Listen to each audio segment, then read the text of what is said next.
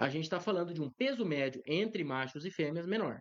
Tá? Então, esse foi um dos motivos, ou foi o motivo principal, pelo qual a gente teve um aumento de 4,5% nos abates e 2,2% na produção de carne. Só que as exportações nesse intervalo aumentaram 12,9%. Primeiro semestre 25 versus primeiro semestre 24. Quando a gente converte isso tudo para carcaça, para trabalhar na mesma base, e ver o quanto de carne sobrou nesse semestre de 25 versus 24, a gente já teve uma diminuição de 2,3% no primeiro semestre desse ano. Então, a gente está falando aqui de uma redução de 2,3% na quantidade de carne ofertada no mercado doméstico aqui ao mercado, à população brasileira. E isso é muito importante na nossa visão, por quê? Porque a oferta de carne ainda aumentou e mesmo assim as exportações escoaram essa carne. Quando a gente começar a ter uma diminuição efetiva da oferta de carne, que nós acreditamos que esteja para acontecer, ou seja, uma diminuição da oferta de carne, porque esses preços da reposição que a gente tem visto, que tem incomodado quem compra reposição, eles estimulam a retenção de fêmeas.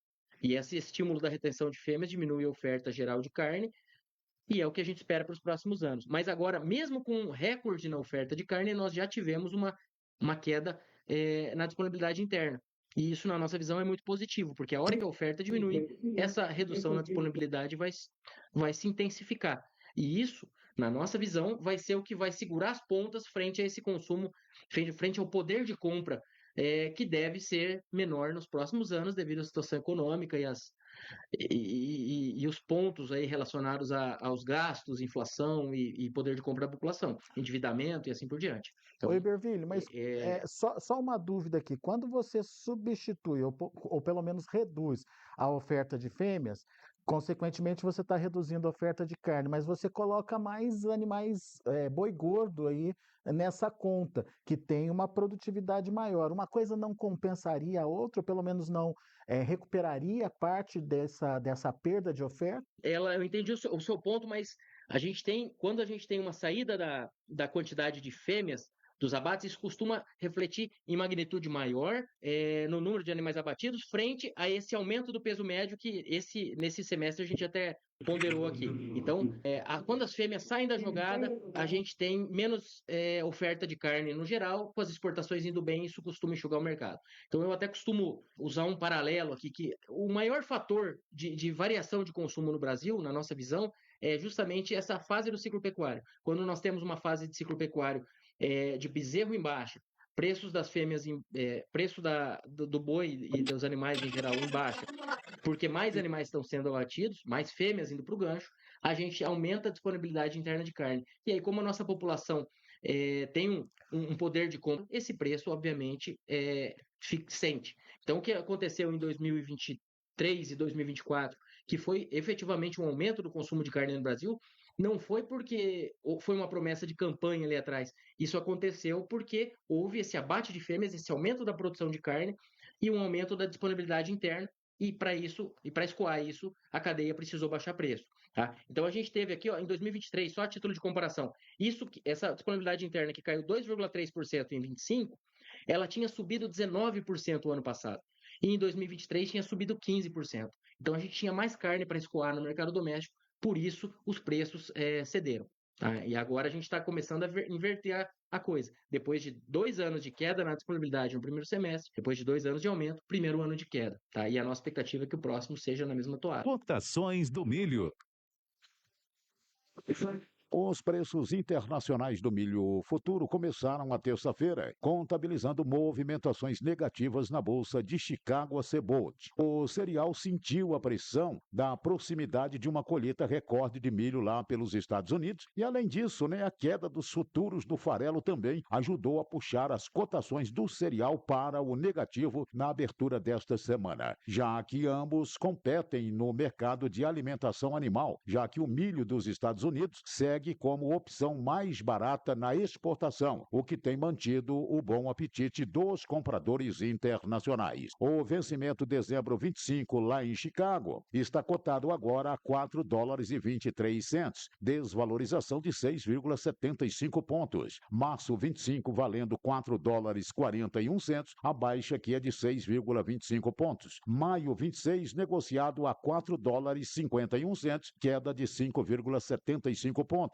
E o julho está valendo já $4,57 pontos, também com perda de 6 pontos, né? Aqui é $4,57 pontos, é a perda que é de 6 pontos. Por aqui, os preços futuros do milho na Bolsa Brasileira B3 também com movimentações negativas. As cotações do cereal na Bolsa Brasileira seguiram a força negativa vindo lá do mercado internacional com as desvalorizações da Bolsa de Chicago e os movimentos de queda do dólar ante ao real nesse início de semana. No Mato Grosso, o etanol subiu 0,73% e em Goiás 0,6% na última semana. A margem líquida de processamento de etanol de milho segue muito positiva no Centro-Oeste. Do lado das exportações, os resultados de setembro estão similares aos registrados no mesmo período do ano passado. Segundo a Secretaria de Comércio Exterior,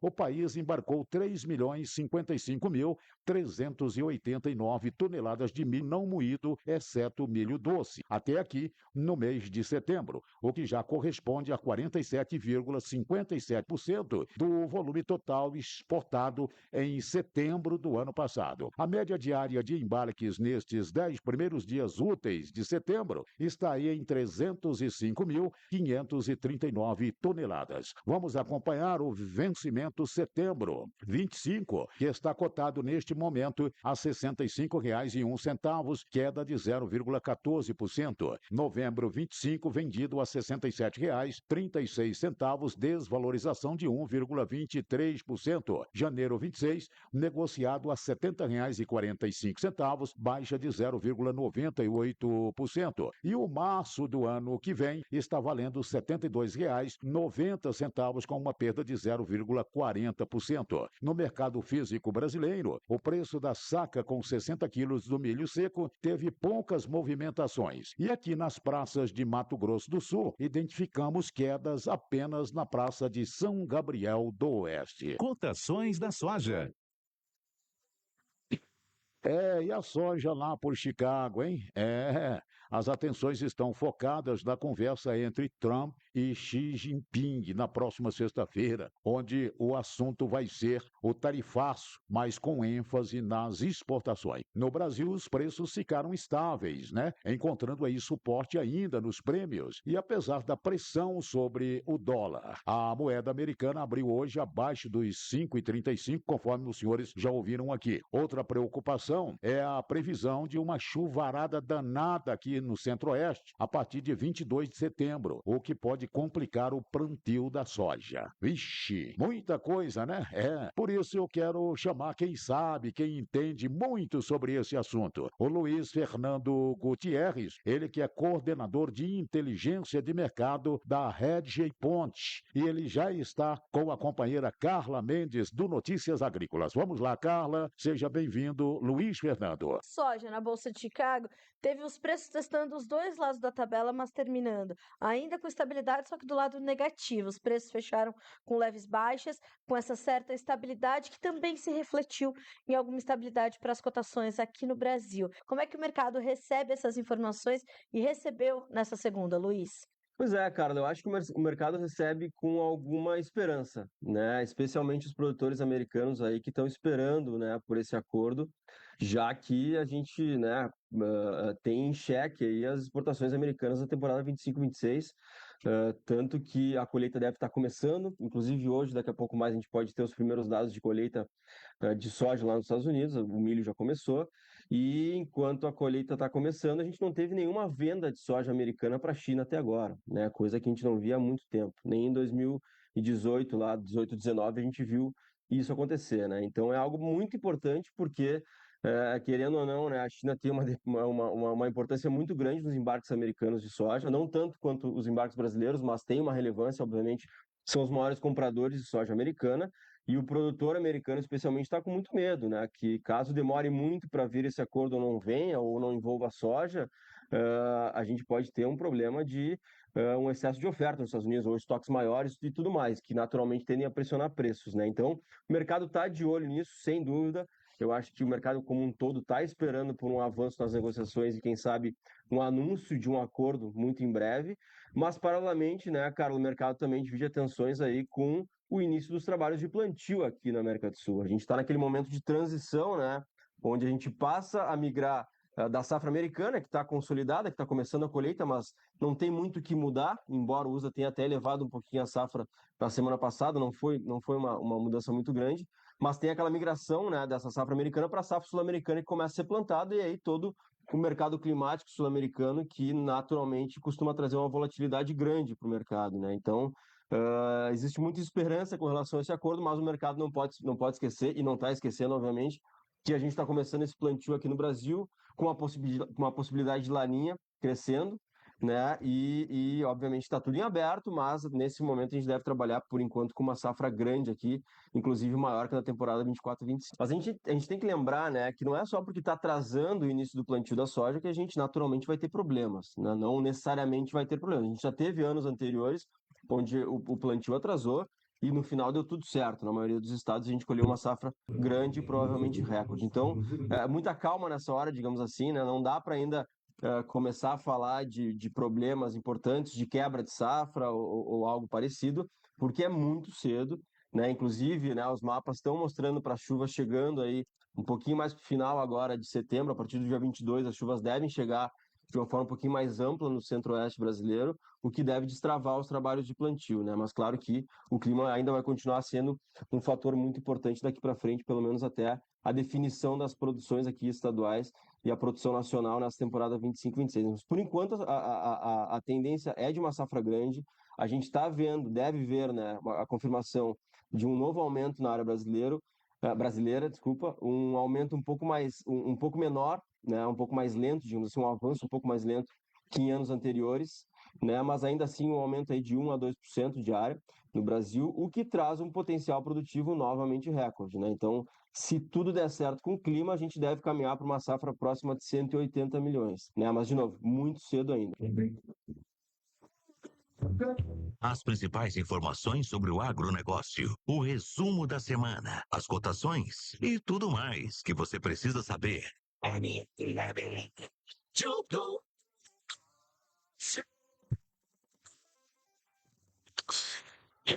Do agronegócio.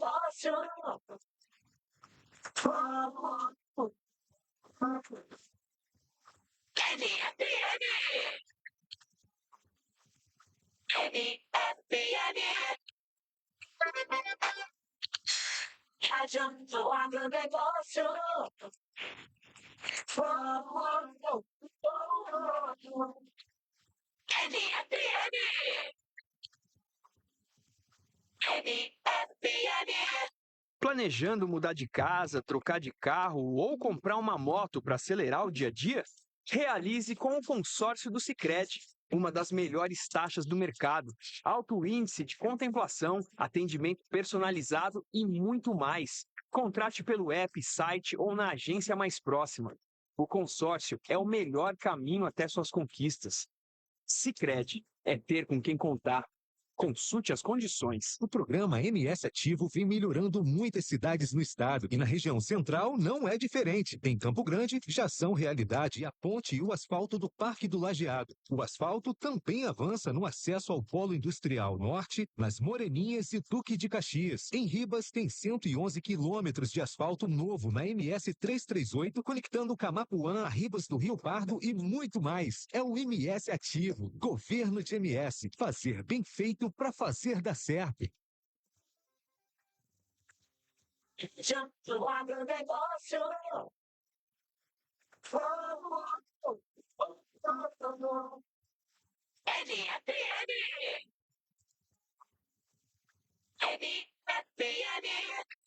Você e a notícia em primeiro lugar. Jornalismo com credibilidade. Informações do agronegócio e as últimas notícias da manhã com nossa equipe de jornalismo.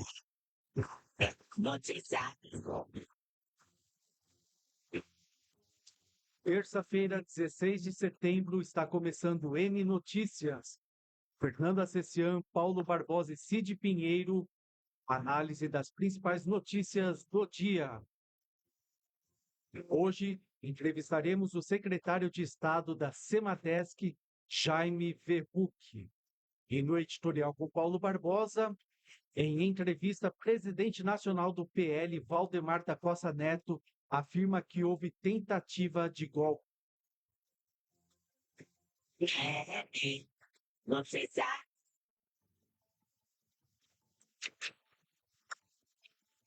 Amigos da NFM, bom dia. Em nome de José Alcântara Gonzaga, diretora executiva da NFM, de Natalino Gonzaga, fundador do Grupo Gonzaga de Comunicação, agradecemos a sua audiência.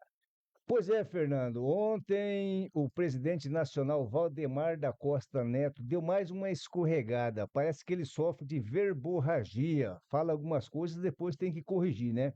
Ele, durante uma entrevista, ele falou que realmente existiu uma tentativa de golpe. Isso pegou muito mal, até porque depois ele teve que se retratar, né? Então, o remendo às vezes fica até mais difícil. E aí até parecia, quando ele fez essa afirmação, ele estava até parecendo o Paulo Gonet, procurador-geral da República, fazendo a sustentação que condenava lá o Bolsonaro. Enfim, o Valdemar da Costa Neto, ao longo do tempo, ele sempre foi uma figura muito polêmica. Ele esteve envolvido também naquele fatídico mensalão do PT de 2005, né? 20 anos depois, ele é o homem forte do PL. E cerca de 15 dias atrás, ele também comparou Bolsonaro a Che Guevara, né? Só que o Che Guevara todos sabem que é um extremista de esquerda e o nosso ex-presidente Bolsonaro é um extremista de direita, né? Eu fico pensando que com essas falas controversas, principalmente de algumas figuras do PL em nível nacional, quem vai ter muita dificuldade aqui de estar lidando com essa situação é o ex-governador Reinaldo Azambuja, que sempre foi uma pessoa do diálogo, uma pessoa muito ponderada, e ele agora está num partido que vai ter que saber lidar com essa situação, né? Enfim, e eu vejo a questão do Eduardo Bolsonaro, o Fernando, ele começa a mostrar algum descontentamento por falta de apoio com esses movimentos que ele tem feito nos Estados Unidos. Eu acho que ele deve sair do PL. Ele saindo do PL, com certeza absoluta, acende uma luz amarela para o Tarcísio de Freitas, que é o candidato preferido da direita brasileira para fazer o contraponto com o presidente Lula nas eleições do ano que vem. Vamos aguardar essa movimentação do Eduardo Bolsonaro, que está sentindo-se não prestigiado, né, dentro do PL, e o Tarcísio, ele fica com um olho no peixe e outro olho no gato daqui para frente, tá? Então, essas foram as informações, principalmente do desdobramento dessa fala do presidente do PL, Valdemar da Costa Neto.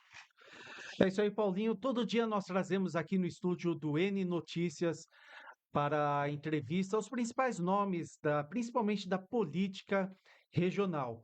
E você que está ouvindo pode participar mandando perguntas, saudações pelo WhatsApp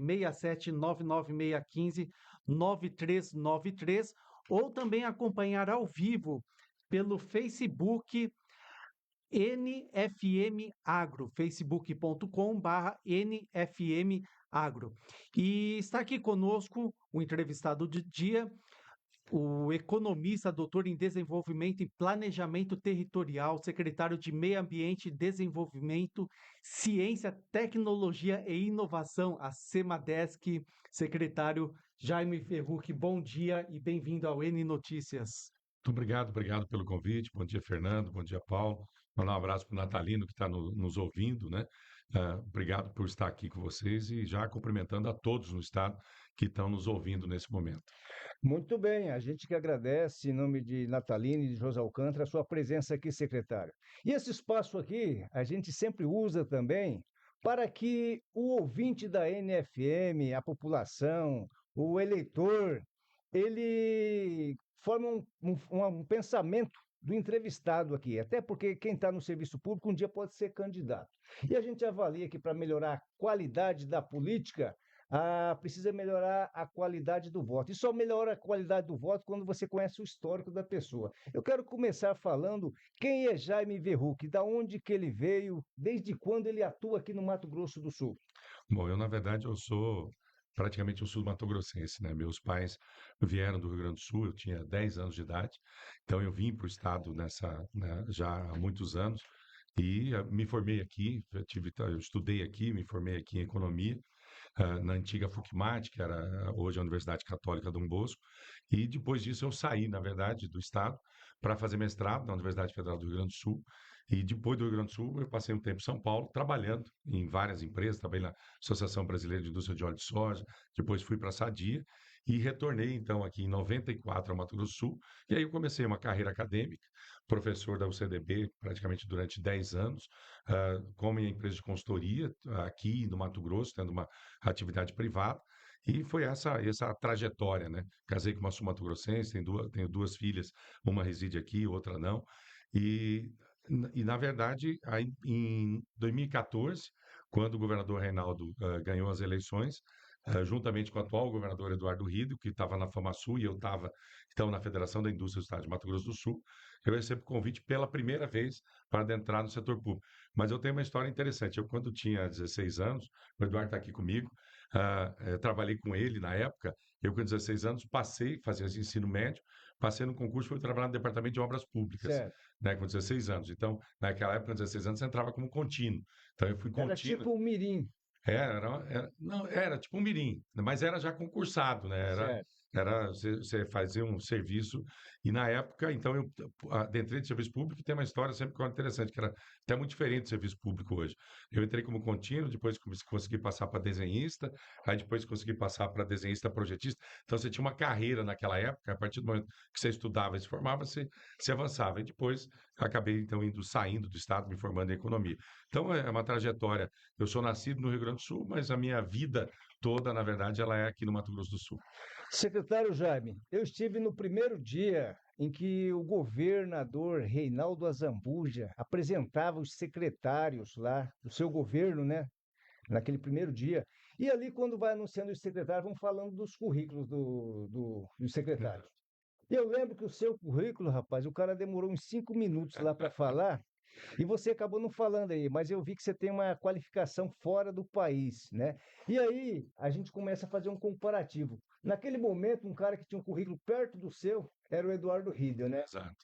Onde você se qualificou? Pode falar aqui para os ouvintes da NFM, que é importante eles saberem, e você hoje é considerado por muitos uma reserva intelectual do governo do Eduardo Riedel e também foi do Reinaldo Azambuja. Fala pra gente aí. Bom, na verdade, assim, eu me formei em economia, como eu falei aqui no estado, depois eu fiz um mestrado muito jovem, eu com 21 anos saí, 24 anos eu já tinha o título de mestre, né?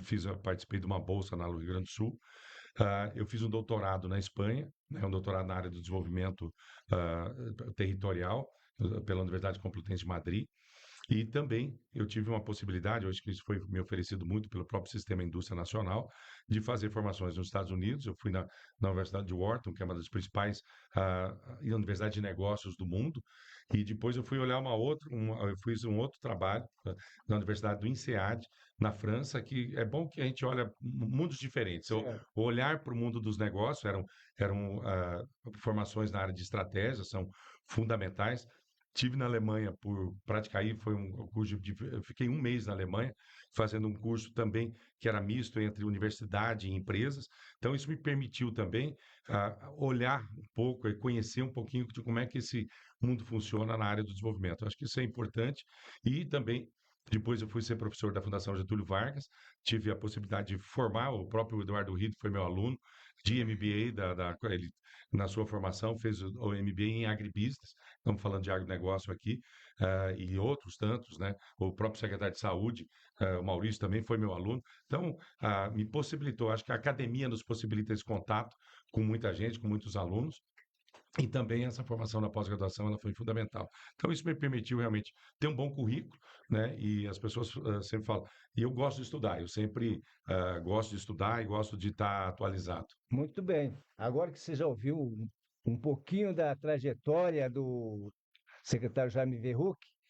Ele, com essa experiência toda, ele deu uma declaração esses dias meio que impactante. Eu vi que você, numa entrevista, você falou, Jaime Verruc e o plano para fazer o MS referência mundial.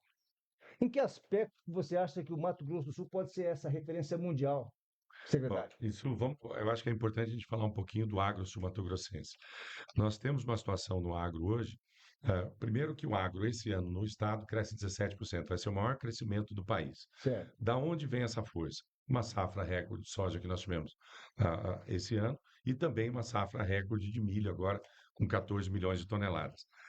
Na área da celulose, das florestas plantadas, o locus de discussão de floresta, então quando a gente agora, a gente vai na Índia, na China, em Singapura, todo mundo sabe o que é Vale da Celulose, porque o jogo da celulose do mundo está aqui. Certo. Tem uma questão, Paulo, assim, o mundo precisa de uma fábrica de celulose por ano. Nós entregamos ao mundo as últimas 3 e vamos entregar as próximas 2. Então, vê assim, a questão da celulose, ela se consolidou, 23% das exportações nacionais, vamos chegar aí a 2 milhões de hectares de floresta plantada. Mato Grosso do Sul já é o primeiro em produção de celulose, é isso? Primeiro em produção de celulose. Nós não somos ainda o primeiro na área de eucalipto, que é Minas Gerais, por causa da questão muito da mineração. Mas nós somos o primeiro em produção e o primeiro em exportação. E essa estrutura a gente não perde mais, porque a gente já está construindo a nossa 5ª fábrica lá em Inocência e já estamos lançando a 6ª fábrica em Bataguaçu. E são investimentos de $4 bilhões cada uma delas, né? Então, são investimentos extremamente robustos. Quando a gente traz para a área da carne, que a gente fala aí das proteínas animais, o Estado tem um foco mundial de ser um Estado multiproteína. O que é isso? Ser altamente competitivo em bovinocultura, que nós já somos, suínos, que nós somos referência nacional hoje, avicultura, que nós temos um espaço grande para crescer ainda, e a área da piscicultura. Então, são essas 4 proteínas que nós focamos. E o terceiro setor que nós estamos focando é de bioenergia. Mato Grosso hoje, o etanol já representa 34%. Vou te dar um exemplo muito simples. Esse ano, a safra de milho com 14 milhões de toneladas, só em etanol de milho nós vamos converter praticamente 6 milhões de toneladas de milho. Então, isso, o Mato Grosso do Sul, a gente sempre fala, eu não quero que o Mato Grosso do Sul exporte mais soja, quero que ele processe a soja. Não quero que o Mato Grosso do Sul exporte milho, que processe o milho. Então, essa é a lógica de desenvolvimento de referência. E para finalizar a questão da referência, aonde que nós estamos sendo uma referência nacional? Certo. É exatamente a grande discussão mundial, que é segurança alimentar e segurança energética. Nós estamos conseguindo fazer um desenvolvimento do agro sustentável. Tanto que na COP, dia 13 de novembro, o Mato Grosso do Sul foi selecionado para apresentar o MSD e carbono neutro. É mostrar todas as atividades sustentáveis do Mato Grosso do Sul. Na COP vai ter uma área que chama AgriZone, que é promovido pela Embrapa, onde nós vamos colocar não só o Mato Grosso do Sul, todas as experiências brasileiras em relação à sustentabilidade do agro. Vai ser uma tentativa de nós mostrarmos ao mundo e mudarmos exatamente a narrativa que nós ouvimos no mundo inteiro, que o agro brasileiro é o agro que desmata, é o agro que não respeita o direito trabalhista, é o agro que tal. E nós não somos isso. Certo. Então vai ser uma grande oportunidade agora na COP de Belém para a gente fazer essa apresentação, por isso da referência mundial. Você teria dito que o mundo ainda não compreende a nossa agricultura. Já citou alguns exemplos, né, sobre o desmatamento e quais outros aspectos e o que pode ser trabalhado nesse sentido? Eu até falei isso na CNN sobre a questão. Nós somos aqueles, o Brasil e o Mato Grosso do Sul, o conteúdo está tudo pronto. A gente não tem nenhum problema de ninguém vir aqui olhar o que nós estamos fazendo, da forma que nós estamos fazendo. Nós temos pesquisa, temos ciência e tecnologia, temos certificação. Mas quando você vai para o mundo, veja, recentemente o Trump, no tarifaço, começou a falar não, mas o Brasil desmata para fazer o Trump. Eu não estou nem falando da Europa, que a partir de janeiro põe uma série de restrições ao mercado brasileiro, falando, nós não vamos aceitar nenhum produto de desmatamento depois de 2020. Né? Primeiro que o desmatamento do Brasil, ele é autorizado, nós temos desmatamento legal. O desmatamento ilegal, todo mundo tem um sistema altíssimo hoje de verificação e punição dessas pessoas. Então, a pecuária, ela chama muita atenção, porque a pecuária, ela desmata. Então, o que a gente tem que fazer? Descobrir uma maneira adequada para comunicar. E na COP, nós achamos essa maneira, que é através do exemplo. Então, nós temos que mostrar, nós temos que atrair mais, porque cada vez mais nós vamos ter restrições comerciais decorrentes de suposições, sob o ponto de vista da falta de sustentabilidade do agro. Falando em tarifaço, Mato Grosso do Sul estava preparado e caso ocorra um novo imprevisto, como Mato Grosso do Sul se prepara para Na isso? verdade, assim, né, ninguém estava preparado para o tarifaço. Ele foi um rompimento de contrato. Eu acho que os Estados Unidos, que tanto preserva as relações contratuais, eu acho que o grande problema foi, no mínimo, devia ter feito assim: olha, quem está contratado comigo fica tranquilo, a partir de agora eu faço. Né? Que é o princípio da democracia Sim. americana, é a relação contratual. Isso não foi respeitado. O Mato Grosso do Sul acabou. Nós tínhamos uma preocupação inicial grave, que se falou muito pouco, que era a exportação de ferro-gusa. Temos 3, 4 indústrias aqui que parariam no estado, que 92% iria para os Estados Unidos, foi resolvido. A questão da celulose foi resolvida também, né? E aí, inclusive, nessa semana teve uma redução adicional para a celulose, não sei se vocês viram, e aí as pessoas, alguém negociou? Não. O Trump olhou o índice de inflação dele lá, que foi para 2,9% ao ano, e falou, cara, e um dos impactos era exatamente papel e tal. Então resolveu fazer essa redução. A carne, que ainda está na coisa, nós rapidamente o setor conseguiu se resolver, quer dizer, a gente deu aí um show sob o ponto de vista de novos mercados, praticamente não foi afetado. Então, assim, temos um pouquinho de problema ainda na questão da piscicultura, do peixe, da tilápia exportável. Então, esse está fazendo um ajuste ainda para isso. Mas, na verdade, o que nós tivemos que fazer? Coincidentemente, nós tínhamos uma missão para a Ásia, nós já começamos a trabalhar abertura de mercado de suinocultura no Japão. O Japão só compra suíno de Santa Catarina, porque era livre de febre aftosa, agora nós somos também. Então, abrimos mercado. Singapura, em 5 minutos de conversa, quando nós falamos do problema da tilápia, Singapura falou, mas nós queremos tilápia. Então, já colocamos as empresas aqui do Mato Grosso do Sul em contato para a liberação para tilápia. Mas é uma questão muito séria. Não, assim, os ajustes eles são feitos com muita dor, com custo. Porque quando você fala em tarifação, é uma coisa muito simples. Você vai comprar um negócio, vai lá comprar esse telefone, alguém fala assim, a partir de hoje você vai pagar 50% a mais disso aqui. É simples assim. Certo. E aí quem vai pagar? Você vai diminuir sua margem? Eu que vou fazer? Nas frutas, eu tive com a senadora Tereza esse final de semana, ela falou que na fruta parece que também acharam um jeito meio de termo. avançar, mas a gente não sabe o que pode vir. Eu acho que o grande problema é que a gente não sabe ainda o que pode vir. Então, é preocupante. Agora entra a regra europeia, também entra nos próximos, em janeiro, em operação, e nós temos que dar muita informação à comunidade europeia de quem não desmatou depois de 2020. Então, isso fica uma responsabilidade do Estado, e aqueles que desmataram não pode vender o gato, não pode vender a celulose, não pode vender tal. Então, é muito complexo, que as pessoas desmataram com licença, com autorização, tal. Mas eu acho que o Mato Grosso do Sul, o agro do Mato Grosso do Sul, ele é muito resiliente nesse processo. Como ele está muito ligado, veja, nós temos 3 milhões de pessoas, então tudo que a gente faz, a gente exporta 10 bilhões de dólares, Correto. 50% disso para a China. Né? Então, é por isso que a gente fala tanto da Rota Bioceânica, que nós vamos apresentar lá também, esse novo canal de exportação. Então, o agro sul-mato-grossense é um agro muito competitivo e muito resiliente. Muito bem, estamos conversando com o secretário Jaime Verruc nessa manhã de terça-feira aqui na NFM. Secretário, a gente vê que o governo federal tem buscado também abrir mercados. E quando você, Eduardo Riedel, juntamente com o Sérgio Long, foram para a Ásia, vocês entram em contato com o governo federal e falam dos passos que vocês vão dar nessa agenda também? Ou como é que funciona isso? Isso é importante. Na verdade, é o seguinte: nós tivemos uma recepção de todas as embaixadas brasileiras. Nós comunicamos antes a nossa agenda, quais eram as agendas mais comerciais. O Brasil adotou, já há muitos anos, ele tem um chamado adido agrícola, que são funcionários do Ministério da Agricultura dentro das embaixadas. Certo. Então, em todos os lugares que nós somos recepcionados pelo embaixador ou por alguém da embaixada desde o aeroporto, participaram de todas as nossas reuniões, que é exatamente isso. Para abrir o mercado, eu posso fazer essa relação empresarial. Como vou te dar um exemplo de Singapura com a questão da tilápia. Nós fizemos, quer dizer, nós temos o comprador e nós tínhamos o vendedor aqui. Mas tem que ter uma habilitação. Então, imediatamente a embaixada de Singapura já entrou em contato, o adido comercial comunica ao Ministério da Agricultura no Brasil, olha, tem que habilitar essa empresa no Mato Grosso do Sul para exportar para cá. Então, a gente teve um apoio integral do governo, porque isso necessariamente passa por instâncias federais, principalmente o Ministério da Agricultura, mas nós tivemos um apoio total do Ministério das Relações Exteriores e os seus embaixadores em cada um desses países. Certo.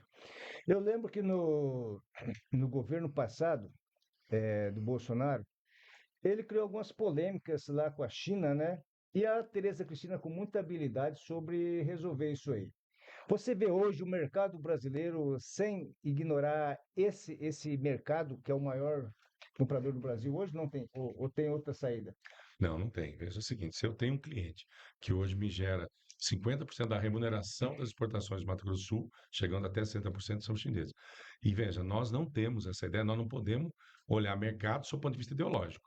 No momento que você fizer isso, você acabou com o país e com a sua operação. Então, nós estamos vendendo para Israel, vamos continuar vendendo, tem mercado para halal, tem mercado para frango para Israel, tem mercado para a Ásia, tem mercado para a Europa, tem mercado para a China, e hoje a China é nosso grande cliente. Então, na verdade, o que nós estamos fazendo é aprimorando, inclusive, as relações comerciais com a China. Quando nós estivemos agora na Europa, nós estivemos na China, discutindo de como é que a China pode melhor aproveitar os portos chilenos para tanto levar produtos brasileiros como trazer produtos brasileiros. Então, dentro da nossa coisa, não existe ideologia de mercado. Nós só queremos saber quem está disposto a comprar o produto São Mato Grossense, pagar um preço adequado para que a gente tenha renda ao produtor e desenvolvimento interno. Para nós é muito simples isso. Agora, isso é para nós. Isso não quer dizer que, conforme a linha de governo, não se como aconteceu na época do próprio presidente Bolsonaro, algumas restrições, e a então ministra conseguiu negociar isso, dada a relevância do mercado chinês Certo. e de consumo para o Mato Grosso do Sul e para o Brasil, né?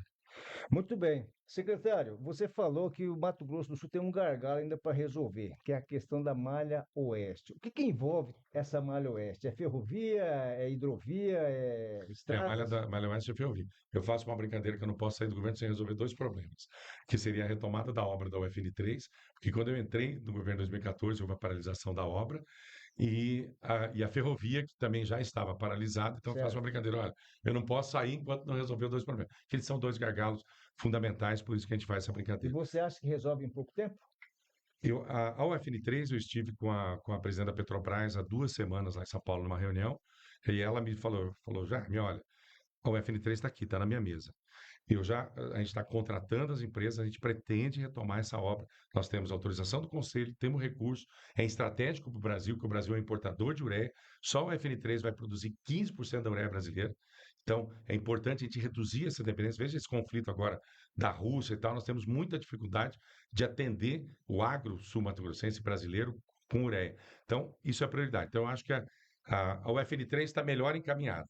Sob o ponto de vista da Malha Oeste, nós tínhamos terminado há alguns meses atrás uma negociação, uma repactuação com a RUM, a NTT, Ministério dos Transportes, governo o estadual, setor privado. E o TCU, ele não permitiu, entendeu, que tinha tanta modificação no contrato, que não permitiu a repactuação. Então, ela vai para a relicitação. Relicitação é um projeto novo, né? O que é a Malha Oeste? Aquela ferrovia começa lá em Corumbá, passa ali Miranda, passa aqui Dauana, Campo Terenos, Campo Grande, vai até Três Lagoas cruza Paraná e vai até Mairim, chegando ao Porto de Santos. Certo. Então, ela é fundamental para a gente. Muito simples, quem está lá em Corumbá, vem hoje de carro, o Eduardo está aqui, quantas vezes de carro? Tem milhares de caminhões sendo na estrada, porque nós não temos aquilo ali, veja. Nós temos 1.000 caminhões andando por dia de minério, paralelo a uma ferrovia, até São Paulo. Não tem muito sentido isso. Então, a gente tem que realmente olhar, é projeto prioritário, tanto a Malha Oeste como a UFN3.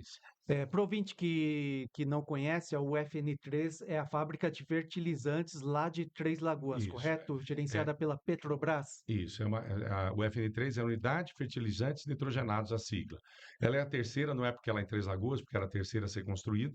Então, ela começou a ser construída em 2011 e em logo depois, 2014, ela teve uma paralisação quando nós tivemos a questão da Lava Jato. Certo. Né? Então, ali teve um problema, então houve uma paralisação. Depois disso, a Petrobras tentou fazer uma venda inicial dessa unidade. Então, na época do presidente Bolsonaro, se colocou a venda desse ativo. Quando estava terminando a venda para uma empresa russa, nós percebemos que ela não ia tocar. Ela ia, na verdade, fazer uma espécie de centro de distribuição. Certo. Até a Simone, na época, era senadora, nos alertou disso e nós, o governo do Estado, foi eu que assinei, nós não permitimos, então, a questão da venda, porque nós queríamos o UFN3. E agora, então, com o novo governo, se resolveu a retomada da UFN3, porque existe um plano nacional de redução de dependência de fertilizantes. O Brasil é muito dependente. Então, a ideia é exatamente que, com a UFN3 e com a retomada das outras plantas da Petrobras, a gente conseguiria 30% da ureia, que é fundamental para fazer o NPK. Se eu não me engano, a gente foi prejudicado pela guerra Ucrânia-Rússia por conta do fertilizante, foi isso? Foi. Vocês lembram que a ministra Tereza, na época, inclusive teve que ir para o Canadá, porque nós não tivemos mais a fonte por causa da guerra da Rússia, nós tivemos que botar outras fontes internacionais. Sem fertilizantes, nós não temos essa pujança do agro. Por isso que a unidade de fertilizantes nitrogenados ela é uma unidade de grande porte. Só para vocês terem uma ideia, para terminar essa unidade é $800 milhões, né? Muito Então, dinheiro, né? para terminar. Mas ela é fundamental para reduzir a dependência brasileira. Então, independente, o governo atual está com essa linha, mas obviamente que eu acho que qualquer governo que vier a suceder, ou o próprio governo, vai manter essa política de construção da UFN3, que está com 80% das suas obras concluídas. Secretário Jaime, eu vi que você faz parte de um conselho de energia. Fala um pouquinho como que está Mato Grosso do Sul nesse aspecto da produção de energia e se o que produz aqui é satisfatório. Essa é uma questão importante. Ao mesmo tempo que a gente tem muitas boas notícias, então Mato Grosso do Sul, para vocês terem uma ideia, hoje, numa 94% da nossa energia é renovável. Hidráulica, biomassa, é o principal estado produtor de energia de biomassa. De tudo que a gente produz, a gente consome 50% e 50% é exportado na rede nacional. Então, nós estamos muito bem abastecidos de energia. Quais são os desafios da energia? Você tem que ter linha de transmissão. Então, o Estado hoje já tem vários gargalos que a gente não consegue fazer a distribuição dessa energia, as grandes linhas de transmissão. E nós temos alguns gargalos também na distribuição. A gente está conversando muito com a Energisa. A Energisa, ano passado, investiu aí quase 800 milhões na distribuição, mas a gente tem ainda uma necessidade de fazer algumas redes de distribuição no estado. Então, nós estamos bem na produção, temos gargalo na transmissão e temos alguns gargalos na distribuição ainda. Nós estamos, por exemplo, vou te dar um exemplo, nós estamos com laranja aí, entrando muito a questão da laranja, que é uma nova atividade econômica do estado. Precisa de energia, porque é tudo irrigado. Nós temos o MS Irriga, que está trazendo irrigação. Nós precisamos de energia para isso. Então, nós temos que de energia, mas tem que ter investimento em distribuição. Muito bem. Secretário Jaime, você participou do governo do Reinaldo Azambuja também. 8 anos. Você vê alguma diferença, algum avanço de um governo para outro, ou é uma continuidade do governo, o Eduardo Riedel é uma continuidade do governo de Reinaldo Azambuja? Na verdade é o seguinte, eu e o Riedel, né, nós participamos dos 8 anos do governo do Reinaldo. O Reinaldo, primeiro, a gente tem que estabelecer o seguinte, o primeiro governo do Reinaldo foi um governo muito de ajuste, né? E o Reinaldo, sendo um político, ele tomou para si a possibilidade de um desgaste, do ponto de vista de capital político muito grande, mas ele fez todas as reformas necessárias. Nós reequilibramos o Estado no primeiro governo. E eu sempre falo assim, ainda bem que nós conseguimos fazer o segundo mandato, porque nós tínhamos deixado as finanças todas estruturadas, e aí nós começamos esse processo de investimento. Quando chega o governador Eduardo Riedel, são perfis, obviamente, totalmente diferentes, que é natural, né? Mas simplesmente houve um reforço dessa estratégia, a manutenção. E por isso que o Mato Grosso do Sul está avançando, crescendo o dobro da média nacional. Que nós estamos num governo que às vezes a palavra continuidade, ela dá uma ideia um pouco negativa, né? Mas nesse caso, é uma continuidade estratégica de propósito do que nós queremos. Então, o Riedel, sim, ele traz todo elemento estratégico que o Reinaldo tinha consolidado e, obviamente, que ele estabelece um outro conjunto de prioridades sob o ponto de vista de investimento. E o Riedel usa uma expressão muito grande. O que nós estamos focados hoje? A gente chama das dores do crescimento. O Mato Grosso do Sul cresce e aí ele tem pressão de demanda na educação, na saúde, na segurança, da habitação, que é um desafio grande hoje no Estado. Nós estamos tentando montar modelos de habitação para a gente ter mais gente aqui, as pessoas ficarem aqui, a gente precisa investir muito em habitação. Então, a gente tem uma série de modelos, lançamos o MS Moradia. Então, esse é o desafio. Então, o Riedel, na verdade, ele tem o seu governo, mas ele traz exatamente uma linha estratégica que agora já vai para o 13º ano. Muito bem. Secretário, a gente vê que o seu perfil ele é muito técnico, mas você também participa da política, de decisões importantes, até porque na minha avaliação, você faz parte do núcleo duro ali do governo, foi do governo do Azambuja, também do núcleo duro ali do governo Riedel. E eu vejo que você está falando que quando a coisa está indo bem, tem que continuar. Da mesma forma que o Lula vai tentar o 4º mandato. Ele acha que ele está indo bem, né? E o Riedel da mesma forma que é natural. Só que governos estadual e federal, geralmente é importante que eles caminhem juntos em determinadas situações, né? Você vê a obra lá que está acontecendo do túnel lá do Guarujá. 3 bilhões do governo estadual de São Paulo e 3 bilhões do governo federal. E eu vejo que o Reinaldo Azambuja, que busca uma vaga no ano que vem para o Senado, ele está com o discurso que tem que combater o Lula 4. Não corre o risco aqui do Mato Grosso do Sul tentar combater o Tucano 4 também, até porque vocês vêm tudo do PSDB, uns foram para o PP, outros foram para o PL. Eu estou no PSD. E não corre esse risco de atrapalhar ainda muitas coisas que Mato Grosso do Sul tem que fazer em conjunto com o governo federal? Eu acho que aí vai depender muito da posição de cada um dos lados. Posição do governador Eduardo Riedel, nós temos uma excepcional relação com o governo federal. A ministra Simone hoje é a nossa interlocutora, a própria bancada do PT. Então, nós trabalhamos com todos os ministérios. Recentemente tivemos uma delegação da 262, 264.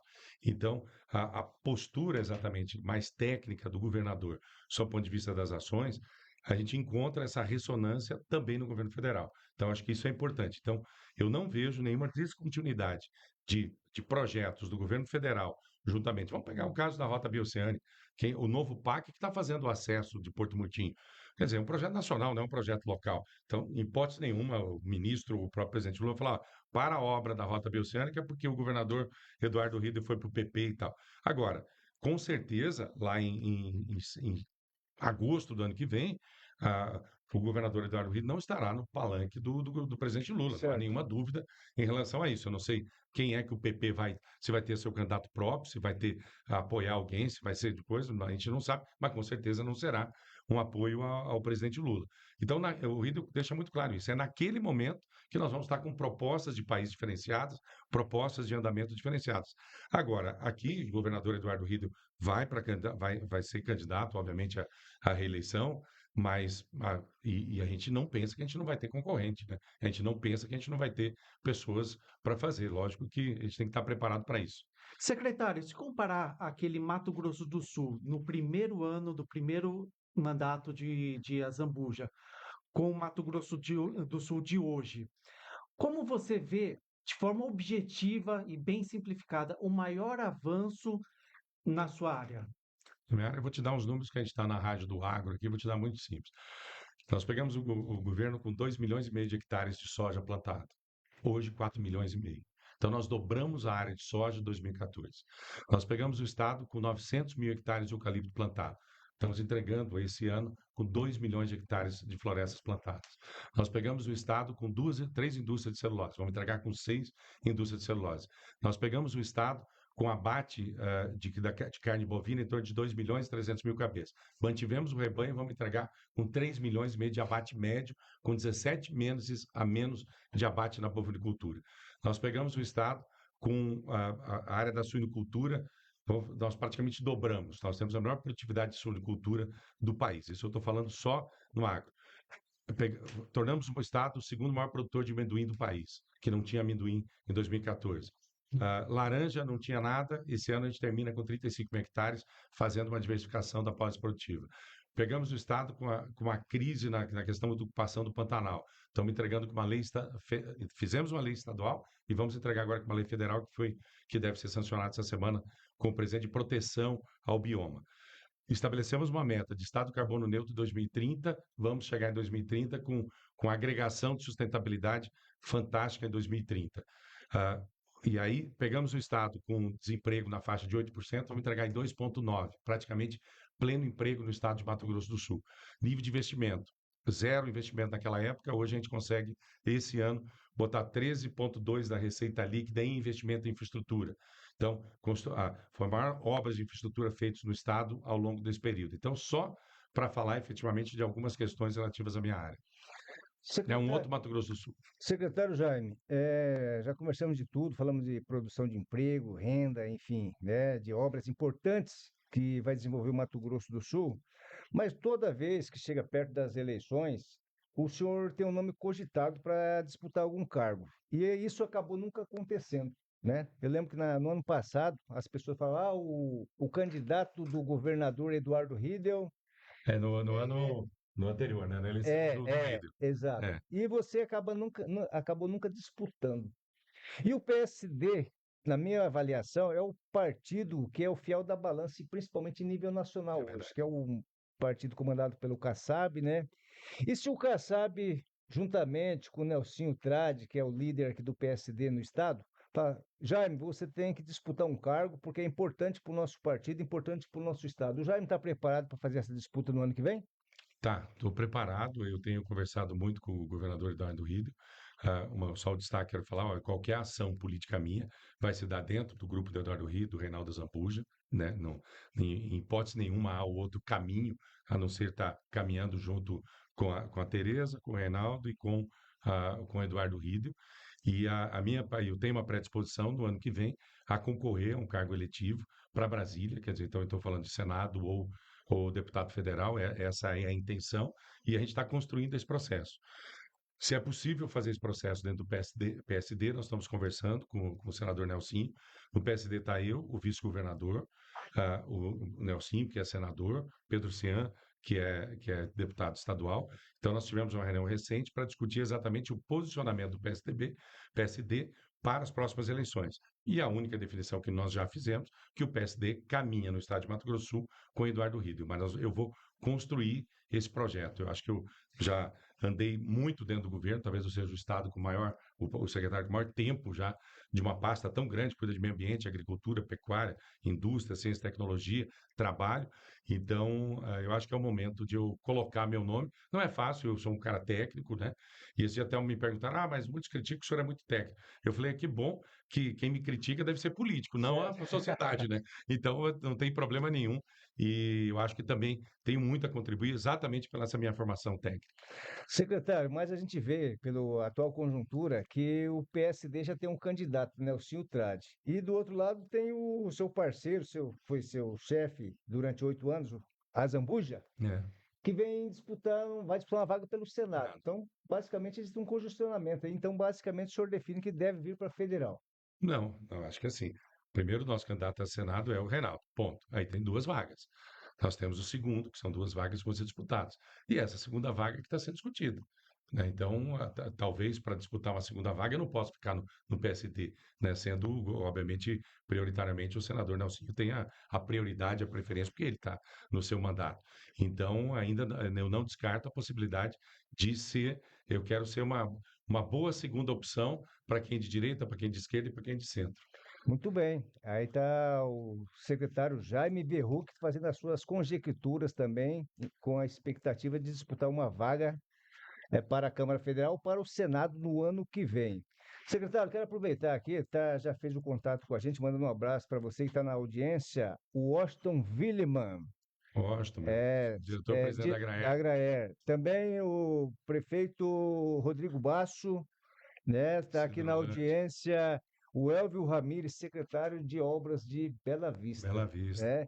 Enfim, agradecemos. Rodrigo, mandar um abraço para o Rodrigo, até que nós estamos aqui dia 2 de outubro, a gente faz o lançamento do início do plantio nacional de soja, lá em Sidrolândia, lá na cidade do Rodrigo Basso. Nós vamos fazer um evento nacional com presença de vários governadores, iniciando o plantio de soja no Mato Grosso do Sul, mas é um evento nacional de início do plantio de soja no Brasil. Dia 2. Dia 2, lá em Sidrolândia. Com certeza absoluta, a NFM vai estar cobrindo esse evento importante lá para a cidade de Sidrolândia. Secretário, já falamos de muitas coisas aqui. Eu quero voltar aqui nessa questão que o senhor falou da gente, Mato Grosso do Sul, está preparado para usar melhor a questão de manufaturar e vender. A questão do gás da Bolívia parece que o Brasil encerra o contrato. É isso? Qual que é a previsão disso? E se existe um dia uma possibilidade, uma separadora aqui desse gás boliviano? A UFN3 é uma separadora, certo. Só para vocês terem uma ideia. Assim, a matéria-prima da UFN3 é 2,5 milhões de metros cúbicos de gás, ela é uma separadora de gás. É exatamente aquilo que há muito tempo se pensou, a UFN3 faz exatamente isso. Pega a molécula do gás, transforma em ureia, amônia, e é exatamente isso uma separadora. Mas é importante falar da Bolívia, veja. A redução de bombeamento da Bolívia, hoje nós estamos passando a Bolívia, que veja, o gasoduto tem 30 milhões de metros cúbicos, passa 9 milhões. A Bolívia não investiu em gás natural e ela não está tendo gás para vender ao Brasil. Certo. O resultado disso, inclusive, foi o impacto nas nossas finanças. Quando nós adotamos agora medidas de condicionamento, foi exatamente pela redução do bombeamento da Bolívia.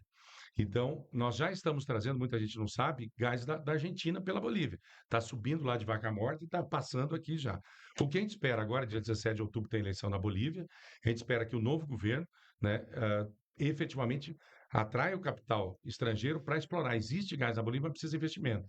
Para que a gente efetivamente tenha. Isso é fundamental para o Estado, que a gente continue bombeando o gás em função da nossa receita. E também da demanda da própria MS Gás e também da UFN3. Esse gás da UFN3 necessariamente será da Bolívia. Muito bem, conversamos nessa manhã de hoje aqui com o secretário de Meio Ambiente, Desenvolvimento, Ciência e Tecnologia, Jaime Verrucchi. Queremos agradecer, em nome de José Alcântara e do Natalino Gonzaga, a sua participação aqui, secretário. Falamos de muitas coisas e, com certeza absoluta, aqui estará sempre aberto para o senhor estar dando as boas notícias e também, de repente, falando da sua pré-candidatura já confirmada no ano que vem, quando o senhor decidiu o cargo. Fique à vontade para estar falando para os ouvintes da NFM, porque a gente tem aqui como objetivo qualificar a política do nosso Estado. Muito obrigado. Obrigado, bom dia a todos. Um abraço novamente a Natalina e a Josi. E também me coloco à disposição para discutir o Agro Sul Mato Grossense. Sucesso para vocês. Obrigado. Muito obrigado, Jaime Verrucchi, pela sua participação aqui no N Notícias. São 7 horas e 43 minutos. Vamos para um rápido intervalo. Muito bem.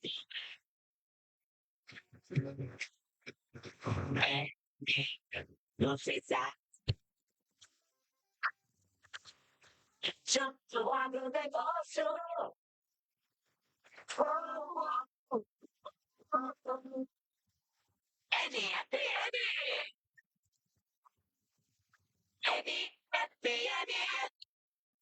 Junto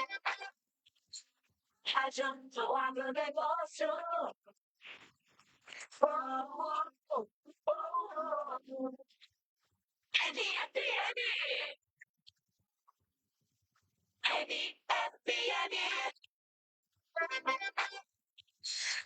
Junto ao agronegócio.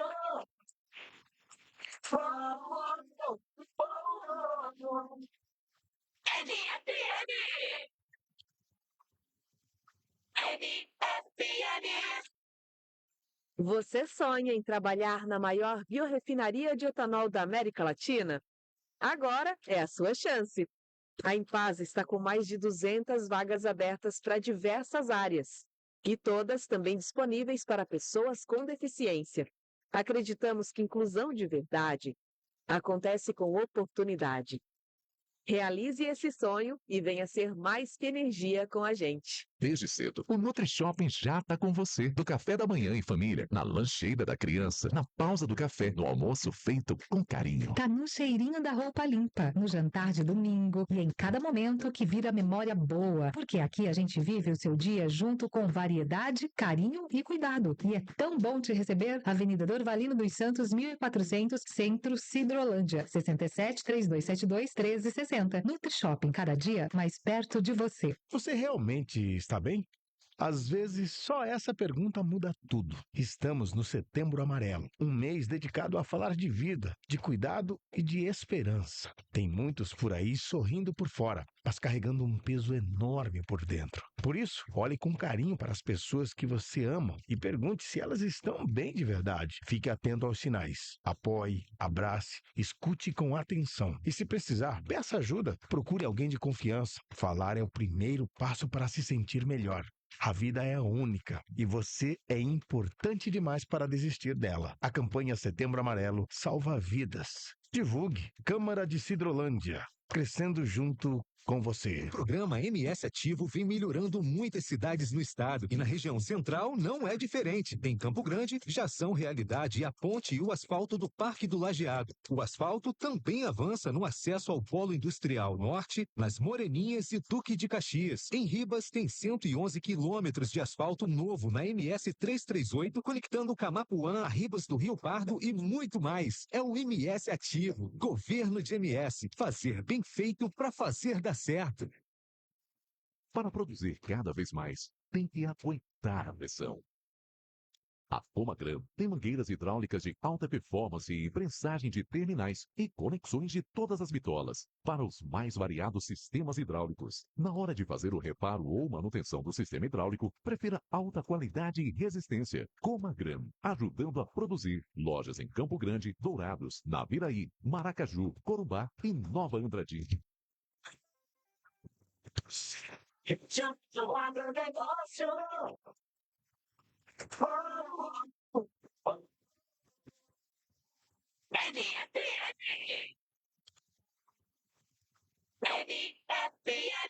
Se é novidade, Pra chorar eu choro, toca. pra chorar eu choro. E me pago antes que eu sou de aço. Toca.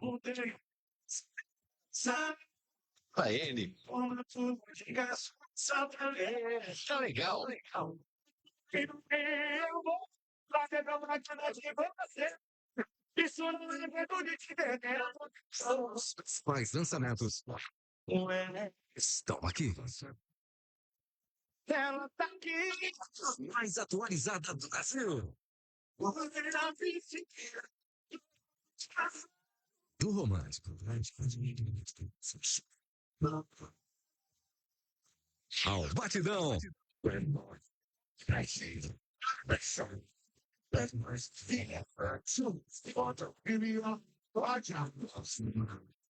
Tá na N. Tá legal. NFM, 24 horas de música sertaneja no ar. NFM, a rádio do agro. Do agronegócio.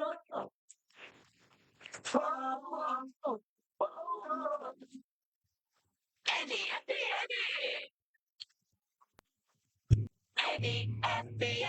você muito bem informado. N Notícias.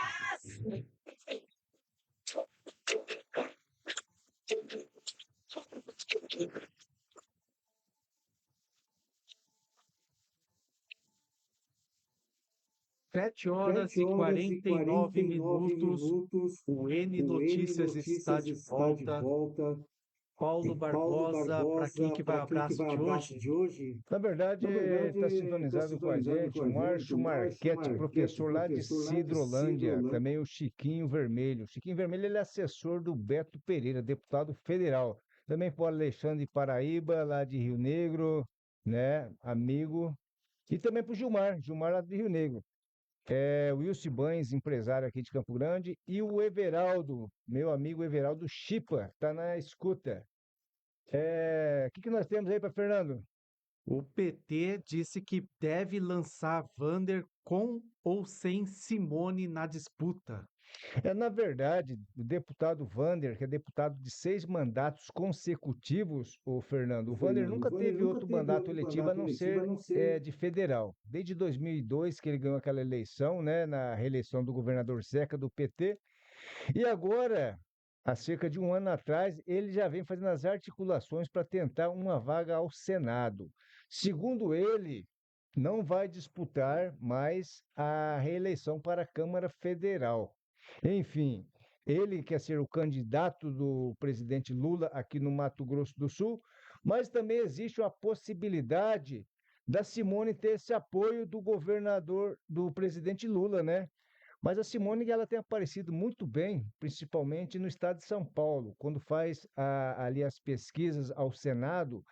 A ministra do Planejamento do governo Lula lidera a pesquisa ao Senado no estado de São Paulo. Então, o Vander, ele deve estar esperando essa decisão também da Simone, apesar que ele tem manifestado que em qualquer cenário ele deve disputar essa vaga ao Senado nas eleições do ano que vem. Vamos ver se vai cumprir, né? Porque, de repente, se a conjuntura tiver muito ruim, pode ser que ele recue, né? Mesmo ele falando que vai ao Senado. Paulo, e às vésperas de importantes decisões no cenário político local, nós temos aí um grupo liderado por Eduardo Riedel e Reinaldo Azambuja, respectivamente integrando o PP e futuramente o PL por Reinaldo Azambuja, e as articulações aqui com o PSD, né, até para a formação da chapa, com Nelsinho, até esteve aqui o Jaime Verruc, que também é do PSD, o Barbosinha PSD. Como que está essa articulação entre os dois partidos, os três partidos, no caso, PP, PSD, PL e o PSDB também, não podemos esquecer, esse grupo aí governista? Na verdade, ô Fernando, quem vai ter o melhor palanque para fazer as disputas aqui para o ano que vem, as eleições de governador do ano que vem, é sem sombra de dúvidas o governador Eduardo Rilho, né? Que deve estar juntando muitos partidos para a sua reeleição. E aí eu vejo eu acredito que a eleição mais disputada, mais acirrada que vai ter, vai ser ao Senado. E aí você vê que até o próprio Jaime Verruc não descarta a possibilidade de ser o candidato ao Senado. Só que daí, se o ex-governador Reinaldo Azambuja avaliar que essa candidatura do Verruc pode atrapalhar, eu acho difícil o Verruc fazer esse enfrentamento interno ali para tentar colocar sua candidatura no ano que vem, né? E quem vai ter muita dificuldade nessas eleições do ano que vem ao Senado, até por conta da posição que assumiu o seu irmão, é o senador Nelsinho Trade. Porque o Fábio Trade, ex-deputado federal, que agora está filiado ao Partido dos Trabalhadores, pode ser candidato ao governo. Já pensou? Um disputando o governo e o Nelsinho Trade no palanque do Eduardo Rilho. Eu acho que isso aí acaba atrapalhando e muito a candidatura do Nelsinho à reeleição. E aí quem está atento e se articula também, são quem vai disputar também. Eu vejo uma movimentação muito forte do Gerson Claro para ocupar essa vaga, tem indicação do PP, né? Ele vai estar tentando se viabilizar internamente. E também aí você vê a Soraya avaliando que pode ser bom esse cenário do Fábio disputar, que isso ajuda bastante a sua candidatura também à reeleição. Enfim, é uma disputa complicadíssima essa do Senado do ano que vem. E muito se fala, até então nós temos duas candidaturas já consolidadas do ex-ninho tucano, né, que seria a reeleição de Riedel e a Zambuja ao Senado. Mas tem outras vagas aí que pouco se fala. Uma delas é para vice-governador e também a suplência do Senado. Aqui nós temos esses partidos parceiros, né, e o PSD que até então entra nesse apoio. Como você vê essas articulações? Na verdade, essa decisão para vice, geralmente ela é decidida no último minuto, né? Eles vão usar todo o tempo, então no último prazo, última semana que é decidida essa questão de vice. Eu acabei também não falando, Fernando, uma candidatura muito forte que preocupa principalmente quem vai para a reeleição e quem vai disputar também ao Senado, essa candidatura do Contar, ex-deputado Contar, né? Ele que disputou o governo na eleição passada, foi para o segundo turno com o Eduardo Rilho, uma eleição difícil, né? Onde que o Contar foi a surpresa daquela eleição, e ele já colocou o nome dele ao Senado, mesmo ele dando declarações não tão muito forte ainda sobre essa sua pré-candidatura, mas é uma figura que preocupa principalmente quem vai disputar o Senado no ano que vem, até porque ele aparece muito bem colocado nas pesquisas que a gente tem visto por aí. Então, o Contar, esse ano ainda deve fazer um anúncio de fortalecimento dessa pré-candidatura dele ao Senado. Existem informações de que o Contar teria sido convidado para disputar uma vaga na Câmara Federal e deixar por enquanto esse projeto do Senado, né? E com a garantia de que ele pudesse concorrer na próxima com apoio possivelmente do PL. Muito bem. Está interagindo com a gente aqui, Fernando, o prefeito Ivan Xixi. Ivan Xixi é de Paraíso das Águas, está mandando um abraço aqui para o secretário Verruc, que está na escuta. Enfim, a gente agradece a audiência do prefeito de terceiro mandato naquela cidade, uma cidade que está se desenvolvendo muito, a cidade de Paraíso das Águas. Quero aproveitar e mandar um abraço lá para o ex-vereador Fiotinho também, que hoje é o empresário da construção civil. Enfim, a cidade muito interessante ali na região do Bolsão, indo para próximo da região norte também. Ô Fernando, na verdade, muita água vai passar embaixo dessa ponte ainda, entendeu? Então, algumas figuras devem mudar de partido ainda, né? Para tentar o espaço melhor no ano que vem. Enfim, vamos acompanhar de perto e a gente vai estar informando toda semana como que está essa situação da política aqui no estado. Até porque já dizia o Magalhães Pinto que a política ela é igual a nuvem. A cada momento que você olha, ela está diferente. E isso vai mudar muitas vezes até as eleições do ano que vem. E agora, no PL, o Polon, que era um crítico, foi um crítico ferrenho da futura presidência de Reinaldo Azambuja no partido, né? Inclusive chamou de canalha a atitude. E o Reinaldo Azambuja, apesar de toda essa crítica, ele diz que está disposto a conversar e, inclusive, contar com a candidatura do deputado Marcos Polon. Na verdade, a trajetória principalmente do Reinaldo Azambuja, ela é muito talhada, muito pautada no diálogo. O Reinaldo sempre foi um cara muito do diálogo e com certeza absoluta o Reinaldo vai conseguir trazer o Polon para perto dele e pode ser uma figura importante. Tanto o Reinaldo é importante para a reeleição do Polon para federal, quanto o Polon é importante para essa tentativa do Reinaldo chegar ao Senado nas eleições do ano que vem. Eu acho que vai ter, com a experiência, principalmente do ex-governador Reinaldo Azambuja, esses ânimos devem se acalmarem e com certeza as duas figuras vão estar de boa no ano que vem para fazer uma boa eleição, enfim, e conseguir cada um seu objetivo, que um é renovar o mandato para a Câmara Federal e o outro conseguir a vaga no Senado. Só lembrando, teve um discurso de Polon totalmente carregado de palavrões, né? Um nível um pouco questionável, e criticando esse posicionamento do PL, né? A Polon, que até então era presidente do PL aqui no estado, e sendo substituído pelo Azambuja agora.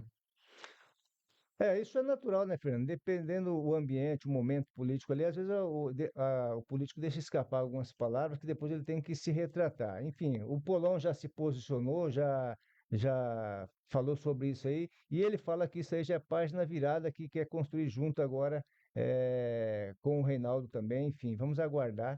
Tomara que os dois se deem bem e que consiga cada um o seu objetivo também. Os dois são figuras importantes da política do Estado e vamos torcer para que eles continuem contribuindo aqui com a gente. É isso aí, Paulo Barbosa. São 8h agora. Nós fechamos a nossa participação. O N Notícias continua agora com Cid Pinheiro e o seu quadro Operação Combate. Eu e o Paulo Barbosa voltamos amanhã. É com você, Cid.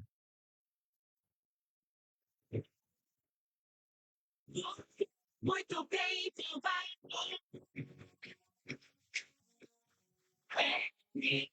Notícias.